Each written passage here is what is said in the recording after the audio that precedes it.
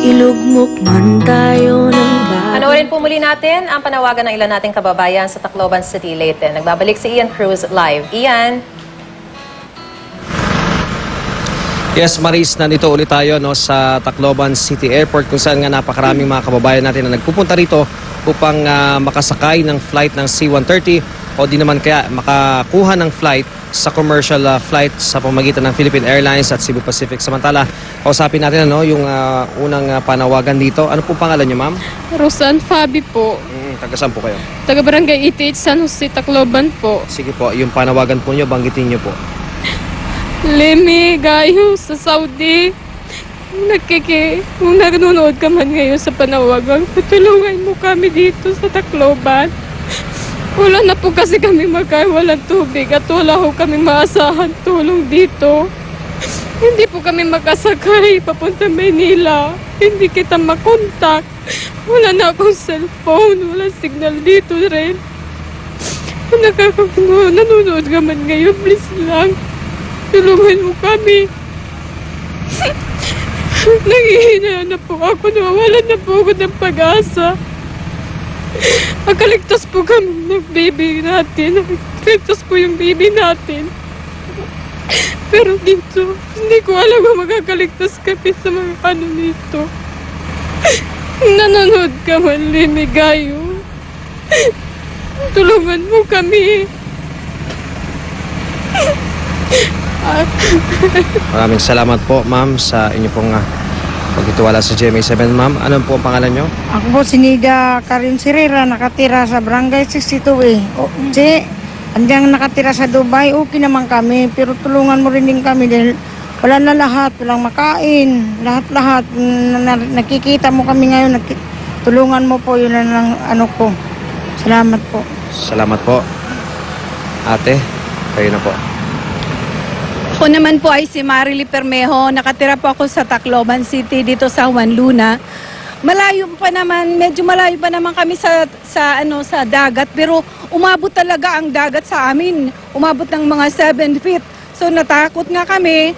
Although mayroon bahay pa kami, pero yung atip namin na nakuha. So pinananawagan ko po yung mga auntie ko sa Amerika, si Auntie Paring, si Auntie Mila, si Auntie Tess. Mga buhay pa kami, yes, mga buhay pa kami. Salamat sa Panginoon at prinotektaran po niya kami talaga. So, as of now, aalis po muna kami dito sa Tacloban kasi maski may pera pa kami, wala kaming mabili. Walang medisina, mayroon kaming mga maintenance, hindi kami makabili. May mga pagkain, wala na po mabibili, maski mga sari-sari stores. Close na po lahat kasi yung mga tao dito, lahat po ay walang mga bahay. So, lahat na lang kami aalis dito. Ang ano ko lang po sa inyo na ipag-pray niyo lang po kami na at least magkaroon po kami ng kaunlaran po dito sa Tacloban, kung ano ang magagawa ng Panginoon po sa amin. We still hope nga uunlad po rin kami. So, nananawagan pa ako sa mga kaibigan po namin, kung ano po ang matutulong nyo, yung pagkain, maski hindi para sa amin, para na lang sa iba po. Kasi maraming naghihirap po dito sa Tacloban. Salamat po sa inyo, sa pagmamahal nyo po sa amin. Maraming salamat po, ma'am. Maris, yan nga, yung tatlong panibagong nanawagan dito sa Tacloban Airport. Alam mo yung mga nanawagan dito sa ating panawagan segment. Nagpupunta lamang sila dito sa ating lugar.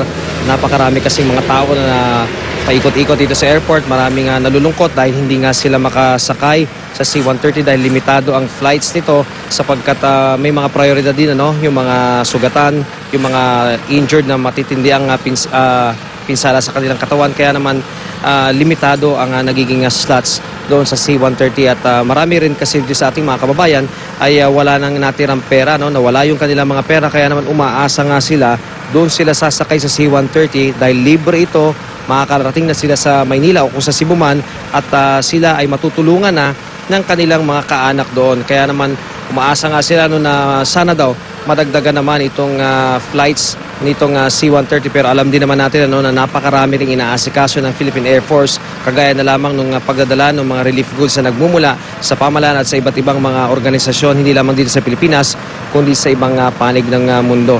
Sa ngayon ay nakikita ko dito sa ating likuran na may mga volunteers na abala doon sa likod na naglilinis pa rin sa harapan nitong Tacloban City Airport. At kiniklear nila ito.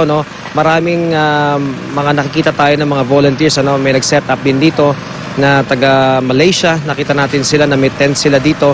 At una nang narito rin yung mga Amerikano mula sa Marines nila at sa iba pang mga sangay ng kanilang militar na tumutulong nga rin dito sa operasyon, na patuloy na operasyon sa pagbangon nitong Leyte. So yan muna ang latest mula rito sa Tacloban City. Balik sa iyo, Maris at Joel. Ian, maganda lang din na maipaalam natin doon sa mga kababayan natin dyan na gustong-gusto na rin makauwi. Kasi kausap lang natin si Captain John Andrews at sinabi niya na ngayon merong commercial flight, although dalawa lang, isa PAL Express 11 a.m. at mamaya Cebu Pacific 3 p.m. Bukas, kapag maayos na rin yung operasyon, 4 flights yung posibleng bumiyahe dyan. Dalawa, I think, from PAL Express and dalawa from Cebu Pacific. So, magandang simula na rin yan. Ang problema, may bayad yan. No? May promise, pwede lang bigay muna ng promissory note. Para dun sa mga walang pera, pwede silang magbigay muna ng promissory note at saka na lang babayaran. Alright, Ian? Maraming salamat sa iyo, Ian Cruz. Ingat kayo dyan. Yes, Marisa, maraming salamat.